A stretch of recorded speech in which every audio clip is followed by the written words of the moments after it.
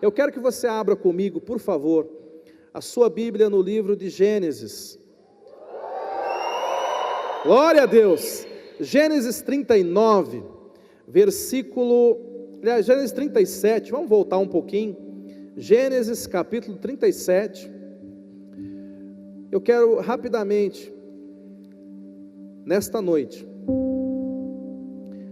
meditar com você acerca da vida de um jovem que foi preparado por Deus para mudar o mundo.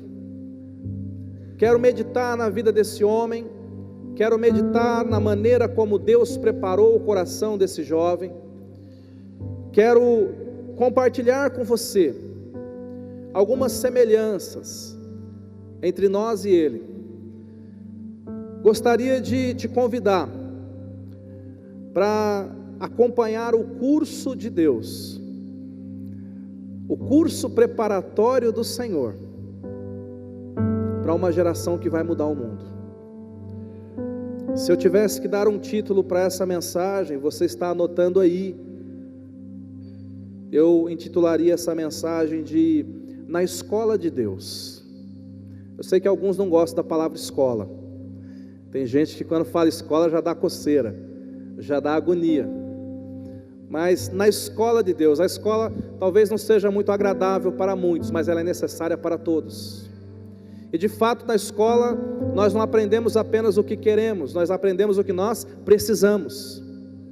E na escola de Deus também é assim. Na escola de Deus você não aprende apenas o que você quer, você não aprende apenas o que você prefere, mas você aprende de Deus aquilo que você precisa aprender de Deus. Gênesis capítulo 37, a partir do verso 1 está escrito assim: habitou Jacó na terra das peregrinações do seu pai, na terra de Canaã. Esta é a história de Jacó. Tendo José 17 anos, apacentava os rebanhos com seus irmãos. Sendo ainda jovem, acompanhava os filhos de Bila e os filhos de Zilpa, mulheres de seu pai, e trazia más notícias deles a seu pai. Ora, Israel amava mais a José que a todos os seus filhos, porque era filho da sua velhice, e fez-lhe uma túnica talar de mangas compridas. Vendo, pois, seus irmãos que o pai o amava mais que a todos os outros filhos, odiaram-no, e já não lhe podiam falar pacificamente. Teve José um sonho, e o relatou a seus irmãos, por isso o odiaram ainda mais. Pois lhes disse: rogo-vos, ouvi este sonho que tive. Atávamos feixes no campo, e eis que o meu feixe se levantou, ficou em pé, e os vossos feixes o rodeavam e se inclinavam perante o meu. Então lhe disseram seus irmãos: reinarás com efeito sobre nós? E sobre nós dominarás realmente? E com isso tanto mais o odiavam, por causa dos seus sonhos e de suas... Eles odiavam a José por causa do que, irmãos? Dos seus sonhos e de suas palavras. Guarda isso do seu coração. 2 bons motivos para você ser odiado nessa terra. Se é para ser odiado, 2 bons motivos para você ser odiado: sonhar os sonhos de Deus e falar a palavra de Deus. Versículo 9: teve ainda outro sonho, e referiu a seus irmãos, dizendo: sonhei também que o sol e a lua e 11 estrelas se inclinavam perante mim. E contando-o a seu pai e a seus irmãos, repreendeu-o o pai, e lhe disse: que sonho é esse que tivesse? Acaso viremos eu, tua mãe e teus irmãos a inclinar-nos perante ti em terra? Só até aqui. Quando eu olho para a história desse jovem chamado José, eu vejo um menino que desde sua tenra idade já sabia que tinha uma missão. Aos 17 anos, Deus deu um sonho para esse garoto. Ele não sabia de fato os detalhes daquele sonho, mas ele sabia que ele ia ser alguma coisa em Deus. Ele tinha um sonho, Deus plantou um sonho, Deus plantou uma visão no coração deste jovem. É como se Deus estivesse dando a ele uma promessa, dizendo: meu filho, eu vou te usar grandemente, eu vou te colocar num lugar de influência, eu vou te colocar num lugar onde você vai poder abençoar tantas pessoas. E eu quero começar por aqui, na escola de Deus. A primeira coisa que nós precisamos, meus amados, é ter uma experiência real com Deus. A primeira coisa que eu e você precisamos, esteja você aqui nessa igreja há 30 anos, ou tenha você chegado aqui nessa noite pela primeira vez, compreenda o seguinte: se você quiser ter algo da parte de Deus, se você deseja receber algo da parte de Deus, deseje isso, deseje ter uma experiência real com Deus. Evangelho não é teoria, Evangelho não é historinha, Evangelho é relacionamento com Deus, Evangelho é experiência com Deus. Experiência é algo que você tem ou não. Evangelho é uma experiência. Nós somos chamados para ter vida, para ter relacionamento com Deus. José começa por aí. Ele era um menino de 17 anos, mas ele começa tendo experiências com Deus. Deus começa a compartilhar ao coração de José o sonho dele. Eu sei que nós temos muita gente aqui com muitos sonhos. Eu também tenho muitos sonhos, sonhos pessoais. Mas é gostoso você sonhar os sonhos de Deus. Não que Deus seja contra um sonho pessoal teu, mas eu te pergunto: você tem sonhado os sonhos de Deus? Qual é o sonho de Deus para a tua vida? Qual é o chamado de Deus para você? Você sabe o que Deus quer com você? Esse garoto recebeu uma visão. É claro que aparentemente ele não entendeu muito isso, porque aos 17 anos José ainda é um pouco imaturo. José é fruto de um lar problemático. Não sei quantos perceberam na leitura do texto, mas ele tinha um pai que o super protegia, que o mimava demais. Um pai que preferia José aos outros. Sabe, na escola de Deus, você precisa compreender que é necessário superar os limites da sua família. Você tem que compreender que os limites naturais não determinam os seus limites espirituais. Nós temos jovens, e eu quero dizer isso com muito amor e carinho na presença de alguns pais nessa noite, e me aproveito disso. Nós temos jovens que são criados num ambiente de superproteção, de predileção. São os famosos jovens mimados, mimadinhos, mimadinhas. José foi assim. O pai dele tinha 12 filhos, mas ele fazia questão de demonstrar predileção pelo José. Imagine 12 filhos, todos andando de cinza. Chega o José com a túnica colorida. Era o único colorido no meio dos outros. Papai que deu para mim, papai que me deu. Estava ele lá se achando no meio dos outros, super protegido. A superproteção causa um rombo na alma dos filhos. Quem sabe você que está me ouvindo nessa noite, com a ajuda do Espírito Santo, possa reconhecer que é fruto de um lar assim, que você foi de certa forma mimado, super protegido. E normalmente pessoas que são criadas num lar assim, elas vão ter muitas dificuldades para viver a vida e para viver os sonhos de Deus. Daí nós já começamos a compreender por que Deus levou José para um tratamento tão sério. José vai ser tratado nos próximos anos, e ele vai passar poucas e boas, porque Deus percebia que havia uma deformidade na alma daquele jovem. E aquele menino que gostava de fazer fofoca dos irmãos para o pai, você leu aqui comigo? O pai mandava ele espionar os meninos, ele chegava com más notícias para o pai. Deus olhou e falou assim: eu preciso tratar esse garoto, eu preciso tratar o caráter, eu preciso tratar o coração Quantos querem ser usados por Deus aqui? Então, deixa o Espírito Santo tratar o seu coração. Deixa o Espírito Santo curar a sua alma. Deixa o Espírito Santo levar medicina, levar cura para o teu caráter. Porque, mas pastor, eu tenho um sonho. Pastor, eu tenho um chamado. José também tinha, mas ele precisou ser tratado por Deus. Outros jovens não estão no campo do mimo.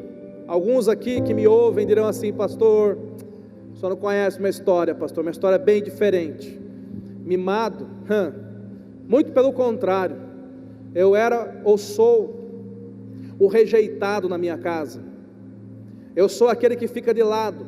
Eu sou o esquecido. Eu sou o odiado. Interessante, porque José era mimado pelo pai e odiado pelos irmãos. Ele teve as duas experiências negativas. As duas. E é possível que haja também aqui, e quantas vezes eu aconselho jovens que trazem marcas no seu coração, feridas na sua alma, que vêm até a igreja, adoram a Deus, louvam, pulam, dão risada, mas por dentro choram, porque são rejeitados em casa, porque são aborrecidos, são discriminados, são esquecidos, às vezes são perseguidos dentro de casa. E de novo eu quero dizer para você: abra-se para o Senhor, peça para que Deus venha curar o seu coração, porque Deus não pode usar gente ferida. Gente ferida não avança, gente ferida não faz obra, gente ferida não guerreia.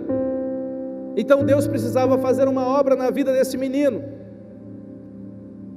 A Bíblia diz que quando ele teve esse sonho maravilhoso da parte de Deus, ele ficou tão feliz, e ele começou a contar o sonho para as outras pessoas. E você leu comigo aqui, que à medida que ele contava o sonho, ele era mais odiado ainda. Você sabia? Se você começar a sonhar os sonhos de Deus para a sua vida, você vai receber muito ódio. Sonhar os sonhos de Deus vai atrair muito ódio. Os dias que nós estamos vivendo, ser cristão verdadeiro atrairá muito ódio. Deus começa a ensinar isso para esse garoto. Ele começa a receber o ódio dos próprios irmãos. A Bíblia diz que ele então é lançado numa cova, e os irmãos, enquanto ele está na cova, abandonado naquele lugar, os irmãos estão pensando em matá-lo, e só não o matam, porque naquele momento passa um mercador em direção ao Egito, e a Bíblia diz então que os irmãos vendem José para aquele mercador. Agora olha a situação desse homem, desse rapaz, desse garoto. Ele não foi apenas desprezado, mas ele foi abandonado, ele foi vendido como escravo, ele foi feito objeto, ele foi feito mercadoria, ele foi humilhado, ele foi banido. Os irmãos o mataram em seu coração e o baniram para bem longe. E agora esse jovem José, ele era um escravo vendido em direção a uma terra desconhecida. Quando ele chega no Egito, ele é revendido para um homem muito rico chamado Potifar, e ele começa a trabalhar ali como um escravo. A Bíblia diz que naquele lugar, José trabalhando como escravo, José naquela condição de escravo, tudo que ele fazia prosperava, e a Bíblia diz: prosperava porque Deus era com ele. Gênesis capítulo 39, acompanha comigo. Gênesis capítulo 39, versículo 1 e 2. Diz assim: José foi levado ao Egito, e Potifar, oficial de Faraó, comandante da guarda egípcio, comprou dos ismaelitas que o tinham levado para lá.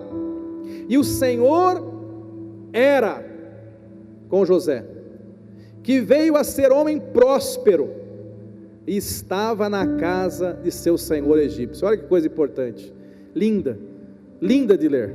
Apesar de ser escravo, Deus era com ele.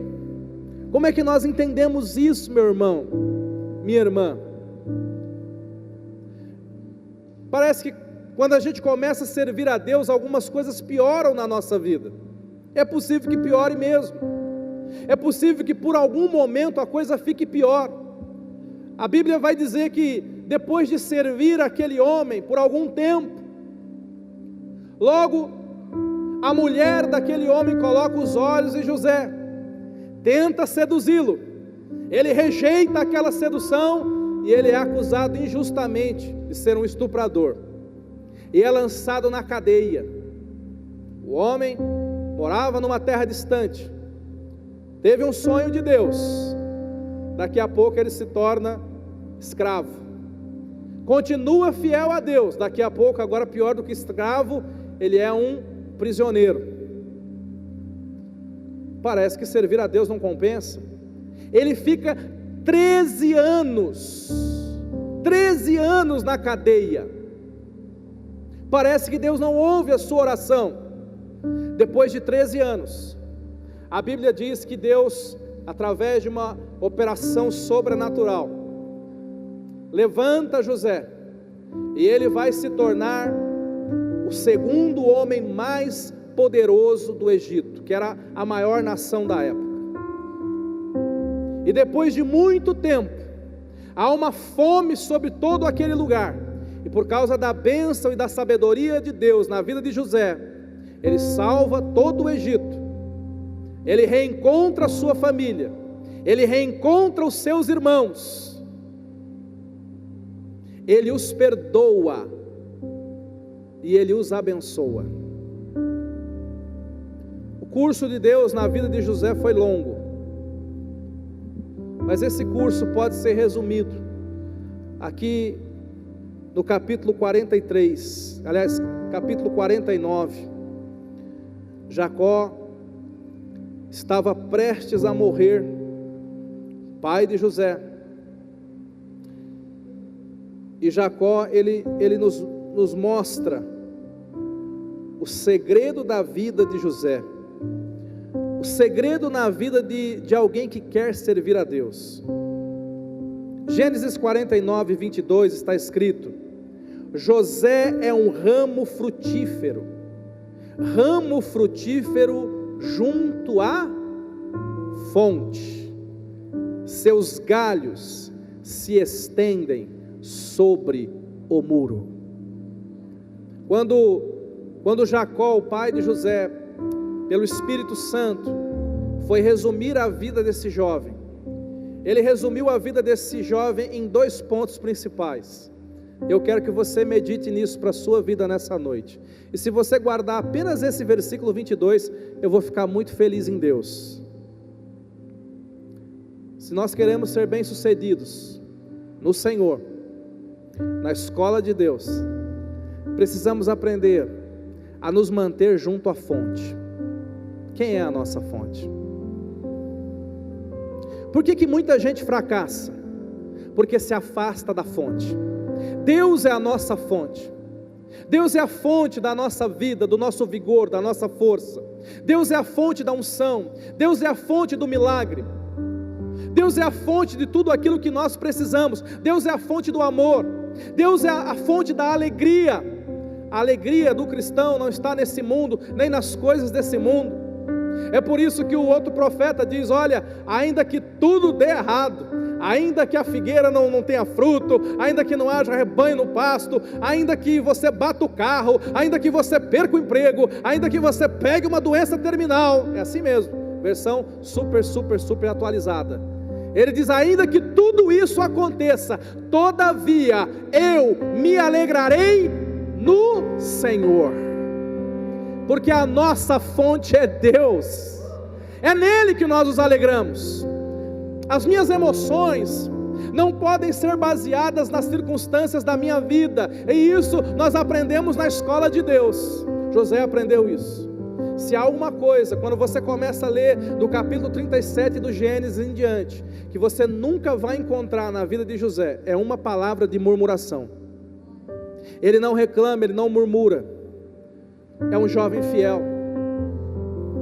é um jovem fiel a Deus, é um jovem que vai aprendendo. A fé dele não está baseada na circunstância, mas ele entende isso, e aqui é resumido muito bem: José fez de Deus a sua fonte, quer na casa do seu pai, quer na cadeia, quer onde quer que ele estivesse, Deus era a fonte dele. Nessa noite eu quero dizer para você, filho, não importa onde você esteja nesse momento, seu cenário pode parecer uma prisão, e você se sente aprisionado nas suas circunstâncias, seu cenário pode parecer opressivo, você se sente como um escravo na sua vida, seu cenário pode ser difícil. Faça de Deus a sua fonte, faça de Deus a sua fonte. A geração que vai mudar o mundo é uma geração que vive junto à fonte, é uma geração que vive junto de Deus, é uma geração que vive junto de sua palavra, de sua presença. Essa geração vai mudar o mundo. Eu quero te convidar a se achegar mais a essa fonte, a mergulhar nessa fonte, a decidir não se afastar dela, como nós vimos aqui no teatro. O que o diabo mais quer é te afastar para longe dessa fonte, é te colocar longe de Jesus. O diabo quer o nosso coração, o diabo quer o nosso tempo, o diabo quer a sua mente, mas cabe a mim e a você tomarmos a decisão de sermos uma pessoa junto à fonte. Diga assim: junto à fonte. Agora, o versículo 22 que lemos, diz que pelo fato de José ter decidido ficar junto à fonte, o ramo dele, ele como um ramo, ele passava por sobre o muro. Escute isso, esse é o segredo. Tem gente que quer superar o muro, mas não quer ficar junto da fonte.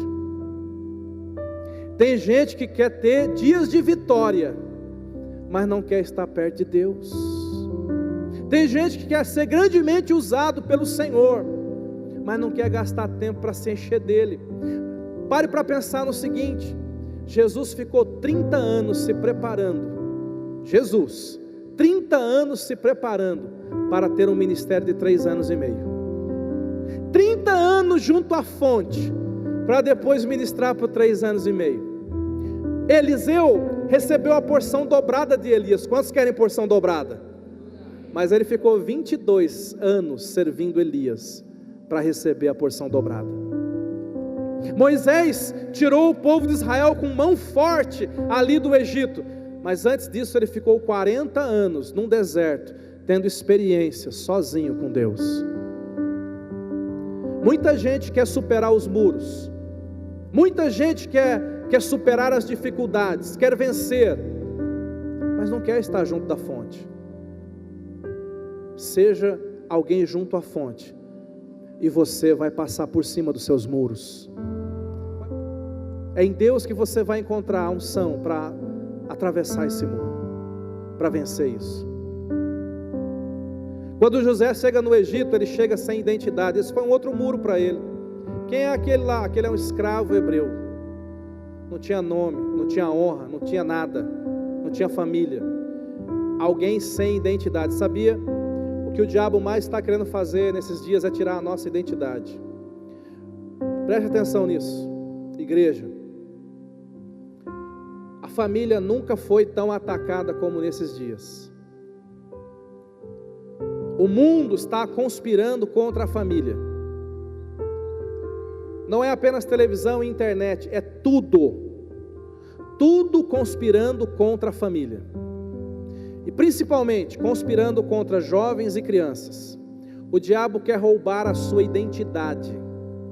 O diabo não quer que você saiba quem você é. O diabo quer colocar em dúvida se você é de Deus ou não. O diabo quer colocar em dúvida se você é capaz ou não. O diabo é tão sem vergonha que ele quer colocar em dúvida até a tua sexualidade. Ele quer roubar a sua identidade. E muitas pessoas estão sendo bombardeadas nesse tempo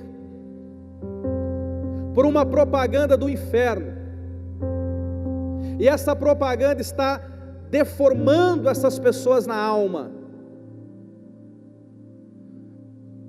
Pessoas estão perdendo a sua identidade. José nunca perdeu a identidade dele. Ele entrou naquela condição de escravo, ele sabia quem ele era. José estava trabalhando de escravo na casa do Potifar. A Bíblia diz que ele prosperava em tudo, irmãos. E aí o Potifar chegou para ele e falou: José, tudo isso aqui é teu, rapaz, pode administrar, cuida de tudo. E o Potifar colocou a seguinte regra: tudo isso aqui você pode pôr a mão, menos na minha mulher. Só que o Potifar esqueceu de avisar a mulher dele dessa regra. Só avisou José. Devia ter avisado a mulher. Por quê? Porque a Bíblia diz que aquela mulher olhou para aquele jovem de 17 anos e o desejou. E ela começou a seduzi-lo. Todos os dias ela estava ali, não sei como, mas ela estava ali seduzindo. Quando o marido saía de casa, se levantava aquela mulher para seduzi-lo. José tinha vencido o muro de uma família e vai vencendo. José tinha superado aquela situação de ser vendido como escravo. Deus era com ele. Mas agora aquele jovem estava diante de um outro perigo. O diabo estava tentando seduzi-lo, estava tentando ganhá-lo na área sexual. Eis aí uma outra luta tão grande na vida de qualquer pessoa normal. Pastor, como é que a gente lida com o pecado? Pecado a gente foge, diabo a gente resiste. A Bíblia fala assim: resisti ao diabo e ele fugirá de vós. Mas com relação ao pecado, a Bíblia diz assim, olha só o que a Bíblia diz, hein, com relação ao pecado: fugir de toda a aparência do mal. Quem tem que fugir? Quem tem que fugir? A Bíblia diz que quando aquela mulher literalmente pulou em cima do José, meu irmão, ele saiu correndo. Antigamente dizia assim: sebo nas canelas, né? É unção nas canelas. Quem tem unção nas canelas aí?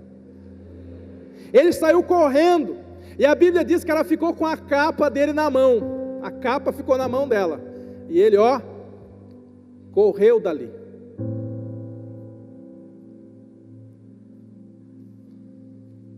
Nós temos que aprender a correr do pecado. Dizer não para o pecado não é tarefa de Jesus na nossa vida, é nossa obrigação. Isso é comigo. Na escola de Deus você vai ter que aprender isso. Agora, sabe como é que Deus nos ensina a falar não para o pecado?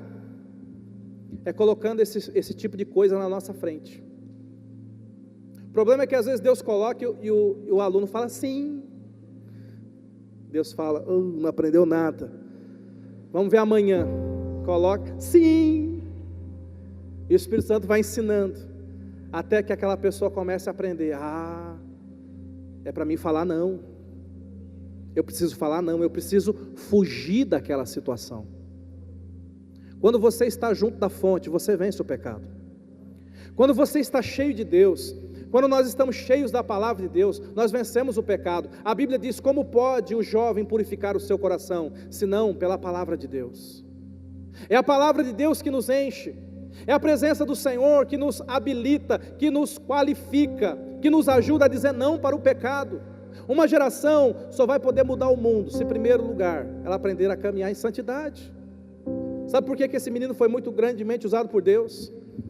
Porque na escola de Deus ele aprendeu a vencer o pecado. Você tem aprendido a vencer o pecado? Se você olhar para a sua vida hoje, nessa noite, como anda o seu nível de santidade? Como anda o seu nível de consagração? No que você tem colocado os seus olhos? Esse jovem tinha caráter, ele não se deixou contaminar. Deus está procurando pessoas assim. Que Deus te ache nessa noite. Que Deus te ache nessa noite consagrado, santificado, buscando a Ele. A Bíblia diz, uma profecia acerca desse tempo, o tempo final. A Bíblia diz assim: quem é sujo, suje-se mais ainda. Apocalipse diz isso. Mas quem é limpo, limpe-se mais ainda. Nós temos dois tipos de gente nessa época: aqueles que estão cada dia mais se sujando, e aqueles que estão cada dia mais se limpando. Qual deles você é? Qual deles você é? Outra coisa que a gente aprende aqui na escola de Deus, já estou quase encerrando, é que você deve, meu amado, minha querida, avaliar a sua vida pelo filme e não pela fotografia. Eu vou repetir: avalie a sua vida pelo filme e não pela fotografia. Às vezes nós passamos por momentos difíceis, e quando você pega uma fotografia, imagine que Deus tira uma fotografia espiritual de você hoje. Talvez a fotografia não seja muito boa, e tem pessoas que se entristecem, porque elas falam: como pode Deus estar comigo? Como pode Deus ter me chamado para mudar o mundo, se eu estou vivendo do jeito que eu estou vivendo? Isso é um erro de quem avalia a sua vida pela fotografia e não pelo filme. Deixa eu te dar algumas fotografias da vida de José, segura aí. Primeira fotografia da vida de José, ele todo feliz contando um sonho, e todos os seus irmãos com raiva dele.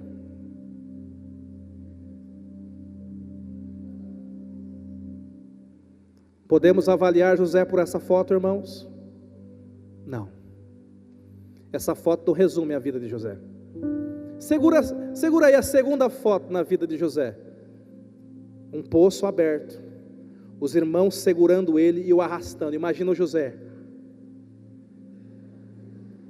a um passo da queda. Olha a foto. Essa foto resume a vida de José? Não resume. Vamos ver outra foto? José sendo vendido, ele está aqui amarrado, olhando os irmãos recebendo 20 moedas de prata. Os irmãos olhando assim, com aquela cara, né? Já vai tarde, mas está dando lucro aqui, ó. 20 moedas de prata, e José está lá, traído, vendido. Essa foto resume a vida de José? Vamos ver outra foto?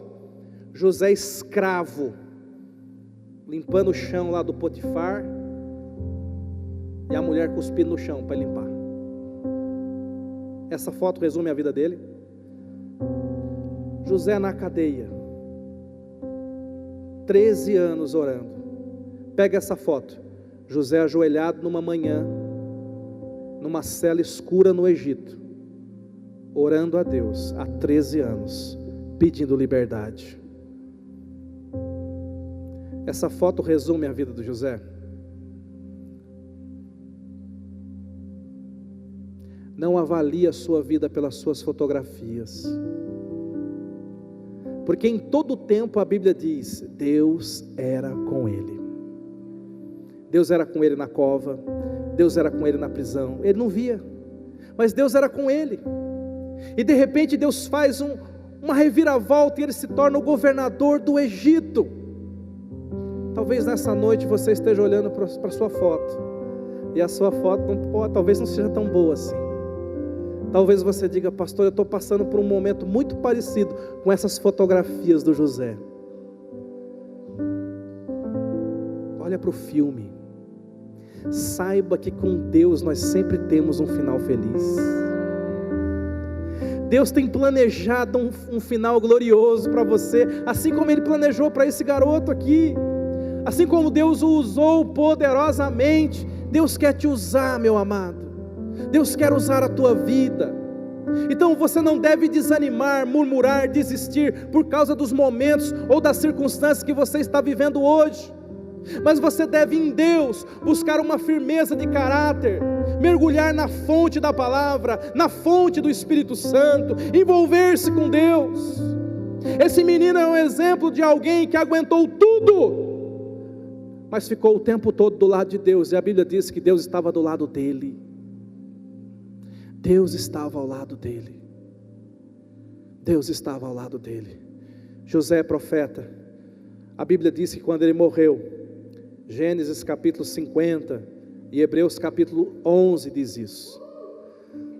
Hebreus 11, 22, fala que José, sendo profeta, ele profetizou, ele agora tinha trazido toda a sua família para o Egito, eles estavam ali em 70 pessoas, mas ele tinha tanta fé em Deus, e tinha uma unção profética na vida dele, que diz que pela fé, José, estando próximo do seu fim, fez menção da saída dos filhos de Israel, e deu ordem acerca dos seus ossos. Esse rapaz, ele viveu com Deus uma vida inteira, ele superou todos os obstáculos, todos os limites, ele viu a bondade do Senhor, ele perdoou a família que o havia traído. A Bíblia diz que ele nunca procurou vingança contra o Potifar, porque o jogou injustamente numa prisão, nem contra a mulher do Potifar. A Bíblia diz que ele foi um jovem íntegro, ele envelheceu no Egito, agora ele está com 110 anos, aos 110 anos, próximo de morrer, velhinho, ele mandou chamar a família, e quando a família se reuniu, dizendo assim: bom, José vai se despedir, José vai dizer que acabou tudo, e José fala: gente, eu quero dizer para vocês o seguinte, eu tenho um sonho. Você consegue imaginar isso? Cara com 110 anos, sabendo que vai morrer hoje à tarde, dizendo assim: eu tenho um sonho. Isso é só gente que anda com Deus que tem isso. José teve um sonho para os ossos dele. Você pensa que família foi muro? Não foi. Prisão foi muro? Também não foi. Escravidão foi muro? Também não foi. Pecado foi muro? Também não foi. Nem a morte era muro para ele, porque ele disse: eu vou morrer, vão me colocar num caixão, mas eu decido que o caixão não vai ser o meu muro. Deus falou para mim que daqui a 400 anos ele vai tirar o nosso povo do Egito e vai levar para a terra prometida, e eu estou aqui para fazer um pedido para vocês: meus ossos não vão ficar no Egito, eu quero ir, porque nem o caixão vai ser muro na minha vida. Olha isso. Ele sonhou não apenas para a vida dele, mas ele sonhou para a vida futura. E depois que o Senhor, 400 anos depois, levantou Moisés e veio aquelas 10 pragas no Egito, no dia em que Faraó disse: podem ir, enquanto todos os judeus se preparavam para deixar o Egito, um grupo de judeus foi até ali, o Vale dos Reis, e começaram a desenterrar uma cova. Com muito carinho, pegaram os ossos de um homem que andou com Deus.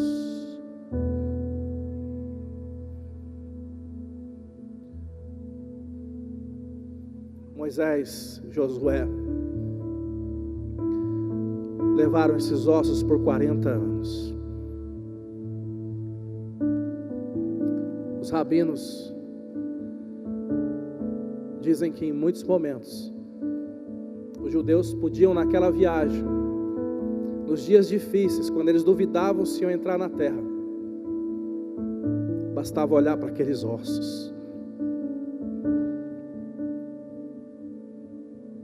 e ter um testemunho de que quando Deus fala, Deus cumpre. José disse: eu quero ser enterrado lá. A Bíblia diz que quando Josué chegou na terra prometida e arrebentou aqueles reinos, em um dado momento eles pegam aqueles ossos, vão até Siquém, ali perto do túmulo de Abraão, e naquele lugar eles colocam os ossos de José. Estão lá até hoje.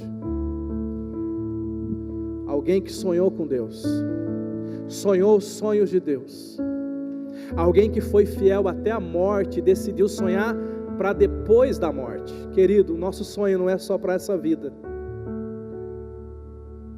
o nosso sonho é muito para depois dessa vida. Nós sonhamos para a eternidade. Deus está procurando gente assim, gente tão decidida, gente tão cheia de Deus, gente que não tem um sonho medíocre para uma semana ou para um mês, gente que sonha para a eternidade.